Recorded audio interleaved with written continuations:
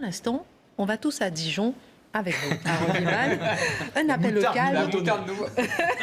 Un appel au calme a été lancé à Dijon 4 jours après de violentes représailles de Tchétchènes sur place. Mais on a envie de comprendre, Harold Iman, qui sont-ils? Ça a un peu surpris quand même. On se dit des Tchétchènes. Qui sont-ils? Que font-ils là? Combien sont-ils? Depuis quand ils sont là? Etc. Est-ce que vous pouvez nous éclairer? Oui, je peux commencer par le combien sont-ils. On ne sait pas. On a une fourchette très très large. Donc, on va les mettre autour de 15-20 000 dans toute la France. Alors, qui sont les Tchétchènes? Qu'est-ce que les gens m'ont dit? Est-ce que ce sont des Cosaques? Est-ce que ce sont des Turcs? Est-ce qu'ils sont indépendants? Bon, une bonne vieille carte. Allez, on va vous montrer où ils sont dans le monde. Très bien. Et voilà. Tout petit point, la Tchétchénie, c'est dans le Caucase. Et c'est ce qu'on appelle, dans le langage soviétique et post-soviétique, une république. Mais cela fait partie de la Russie. La Russie, c'est une fédération, eux, c'est une république. En France, on aurait dit la république en haut et une région en bas. Absolument. Donc c'est une région russe. Voilà tout. Et en 1991, quand toute l'Union soviétique, toutes les républiques constitutives de l'URSS, qui est une fiction juridique phénoménale, ont tous dit « Ah ben chiche, on a le droit dans la Constitution de partir, on part tous !» Et la Tchétchénie a dit « Moi aussi, moi aussi !» Sauf que, oh, erreur, vous n'êtes qu'une région, vous n'êtes pas l'Ukraine, vous n'êtes pas la Lituanie, vous n'êtes pas le Kazakhstan. Et alors l'armée est venue et a écrasé ce premier soulèvement. Les Tchétchènes ayant donné beaucoup de fil à retordre au tsar au 19e siècle.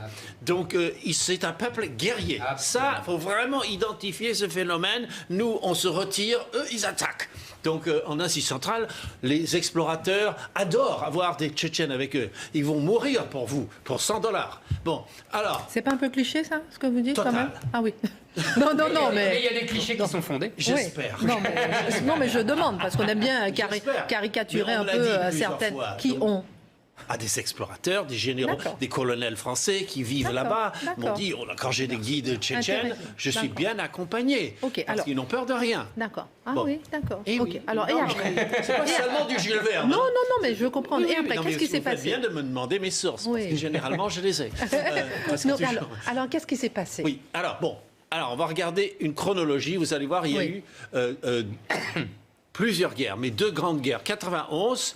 terrible guerre, l'armée russe est rentrée dans Grozny, et ensuite une deuxième en 99. Là, c'était vraiment l'œuvre de Poutine qui a duré en plusieurs stages, et les Tchétchènes se sont islamisés progressivement jusqu'à devenir des djihadistes, et il y a une scission à l'intérieur des Tchétchènes eux-mêmes, ce qui fait que depuis 2004, c'est la famille Kadyrov qui dirige, le clan Kadyrov qui dirige la Tchétchénie avec la bénédiction permanente de Vladimir Poutine. Et là, on envoie la photo pour voir les deux ensemble. Ça vous dira sans doute quelque chose. Les deux, toujours, se rencontrent. Mais Kadyrov a les mains totalement libres dans son pays. Il a rétabli le voile et la polygamie, toutes sortes de choses. Poutine ne dit rien.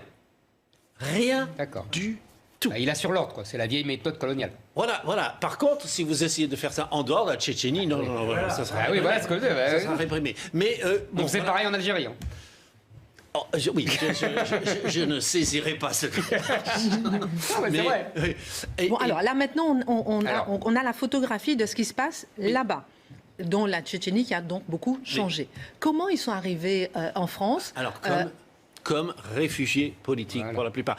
Parce que la France, à l'époque, Bernard Kouchner en particulier, avait pris fait et cause avec tous les peuples opprimés ou les petits contre les grands, systématiquement. Et là, on a fait venir un certain nombre de Tchétchènes, mais c'est surtout, si on revient, vous voyez les pays en orange, c'est là où il y a les diasporas. Au Kazakhstan, il y en a beaucoup plus, en Turquie, infiniment plus qu'en France, aux États-Unis, il y en a pas mal, et en Belgique, en proportion, il y en a vraiment beaucoup. En Belgique aussi.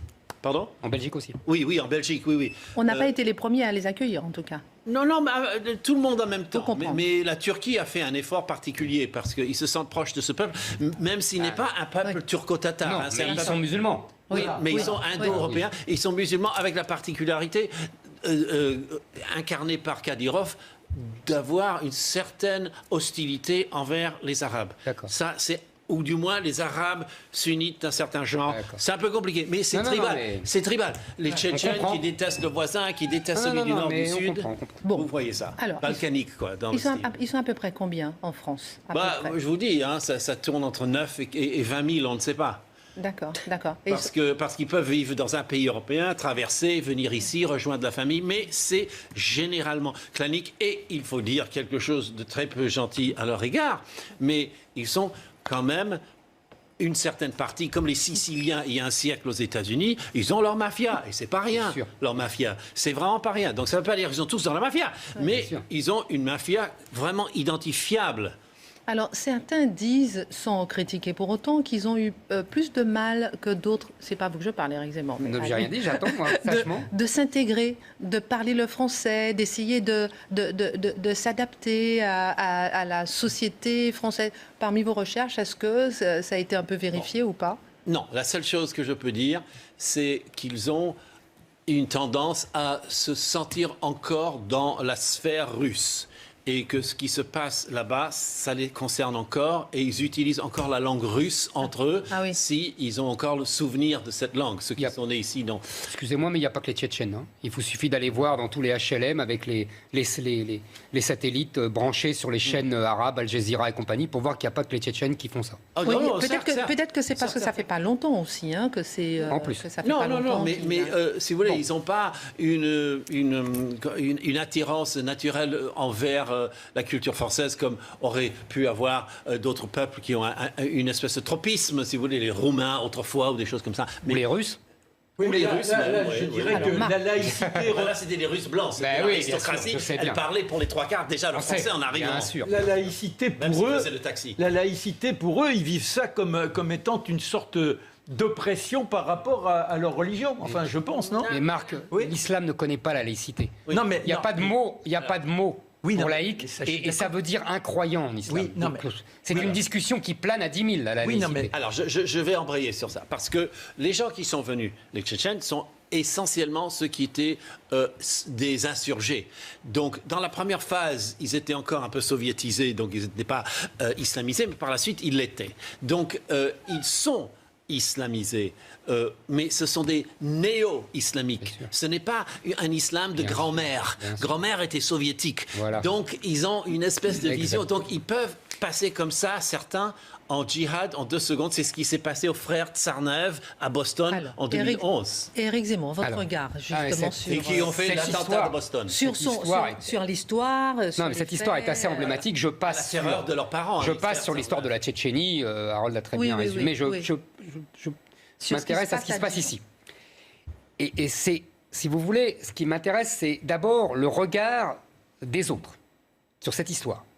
Autres? Oui, par exemple, les médias. Ah, d'accord. D'habitude, les médias, dans ce genre d'histoire, parlent de jeunes. Vous avez remarqué, on ne dit jamais l'origine. La pudeur de gazelle des médias. Quand il y a un meurtre, quand il y a un machin, quand il y a un viol, on ne sait jamais qui est le meurtrier, qui est le violeur. On ne met même pas le nom. Parce qu'il y a des consignes. Parce qu'il pourrait faire un nom maghrébin, un nom africain, etc. Je suis pas sûr qu'il y a des consignes. Il y a des consignes officielles, ma chère Christine, données par le gouvernement à l'époque de François Hollande, un peu facile sous la pression du CFCM. Je le sais. À la police.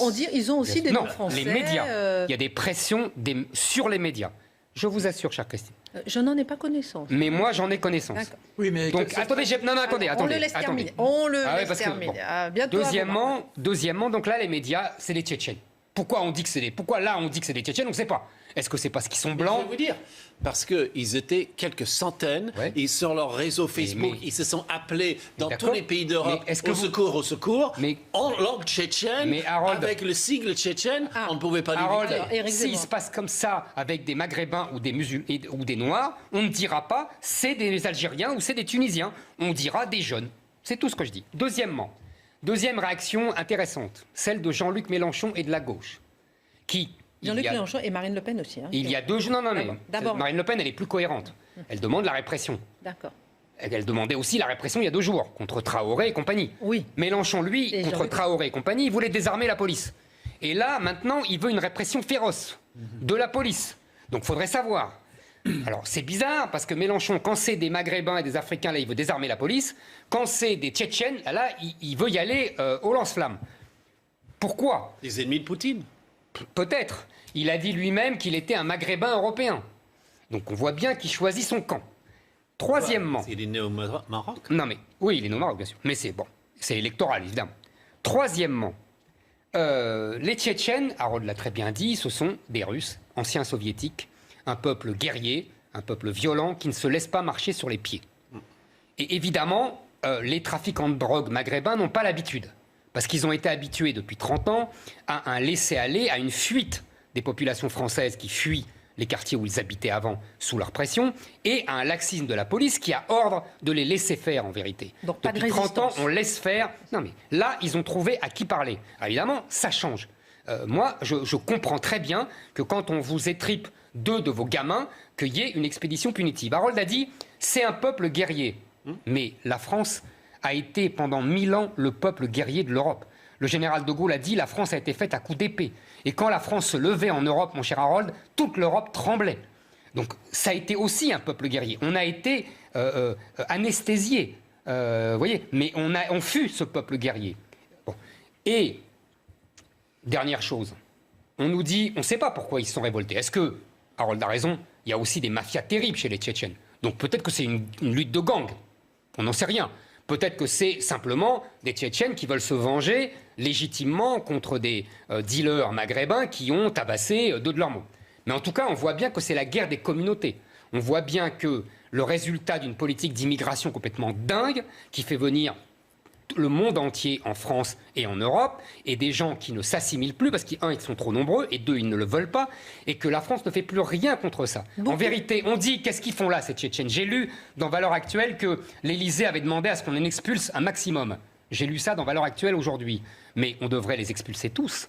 Les dealers maghrébins et les Tchétchènes violents, et tous ces gens n'ont rien à faire en France, en vérité. Les Tchétchènes sont des réfugiés politiques. Oui. On ne va pas les expulser. Oui, s'ils sont réfugiés politiques. C'est ce que j'ai lu, que l'Élysée avait demandé d'expulser le maximum. Peut-être d'abord rétablir l'ordre. Mais et tous pas ces gens-là expulser, ne devraient pas être là en France, c'est tout. Ils n'auraient pas dû être acceptés. On voit bien qu'on va vers la libanisation du pays. La guerre des gens qui J'ai vu aussi que ce n'est pas forcément communauté contre communauté. Ah oui? J'ai vu, je ne sais pas, confirmez-moi ou pas, qu'on a beaucoup parlé de ça au début, Tchétchènes contre Maghrébins, et beaucoup de Maghrébins ont dit que non, c'est pas forcément communauté contre communauté. Alors voilà, je mets quand même le petit bémol en fonction de ce que j'ai vu, d'autant plus qu'on n'a pas de... Mais libre à vous. Bien sûr. Libre à vous. Marc Menant. Non, mais il y a un point, vous dites la France était un peuple guerrier. Il n'y a pas un peuple en Europe qui n'était pas guerrier. Ce que je veux dire, le déferlement, il venait de Clodion, le grand-père de Clovis, et il est venu, il déferlait, etc., etc. J'ai pas vu un seul peuple européen qui n'est pas sorti sa hache ou je ne sais trop quoi. Oui, Charlemagne, il venait d'Europe. C'était quand même. Vous avez raison, mais tous les peuples sont guerriers. Ouais, c'est ce que je dis. Ce que je veux dire, c'est qu'il y a des peuples doués pour la guerre et d'autres qui ne le sont pas. Ça, c'est autre chose. Les Italiens, depuis la fin de l'Empire romain, manifestement, ils ne sont pas très doués pour la guerre. Les Allemands étaient très doués pour la guerre puisqu'on les voulait dans les armées de Louis XIV et tout ça. Les Suisses, pendant longtemps, ont été réputés comme les meilleurs soldats d'Europe. Alors pour revenir à ce que vous partout. C'est ça que je voulais dire. Les Français, franchement, entre François Ier et Napoléon, et jusqu'en 14, franchement, ils se sont avérés parmi les meilleurs soldats d'Europe. Pour revenir à ce que vous disiez, peut-être un peu même abondé dans votre sens, le ministère de l'Intérieur examinera systématiquement la possibilité de les expulser. Je vous ai dit, c'était dans Valeurs Actuelles aujourd'hui, moi j'ai rien inventé.